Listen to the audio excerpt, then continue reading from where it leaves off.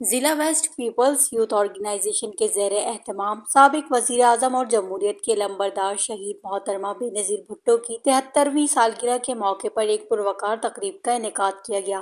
تقریب میں Pakistan Peoples party کے رہنماؤں، کارکنوں، خواتین ونگ کی نمائندہ خواتین اور مختلف شعبہ زندگی سے تعلق رکھنے والے افراد نے شرکت کی۔ آج جو ہے محترمہ کے 73ویں سالگرہ کے موقع پر ڈسٹرکٹ ویسٹ میں جس طرح ہمارے قائدین نے بلاول صاحب نے احتراماً جو ہے محرم الحرام کے احترام میں ایک ہدایت جاری کی کہ ڈسٹرکٹ وائز جو ہے پروگرام کیے جائیں، تو ہمارے ڈسٹرکٹ ویسٹ میں پروگرام ارینج کیا گیا جس میں قرآن خوانی، نعت خوانی اور دعائیں کے ساتھ ساتھ لنگر کا بھی ارینجمنٹ کیا گیا ہے محترمہ کے یاد میں اور محترمہ کو خراج تحسین پیش کرنے کے لیے۔ میں سمجھتا ہوں کہ قائد انقلاب محترمہ شہید بے نظیر بھٹو صاحبہ نے جو اس ملک کے لیے، اس قوم کے لیے قربانی دی ہے، اگر آپ دنیا کی تاریخ اٹھا کے دیکھ لیں تو کسی بھی لیڈرشپ نے اتنی قربانی نہیں دی ہے۔ قائد عوام ذوالفقار علی بھٹو سے لے کر قائد انقلاب محترمہ بے نظیر بھٹو تک پوری قیادت نے اس ملک کے لیے قربانی دی۔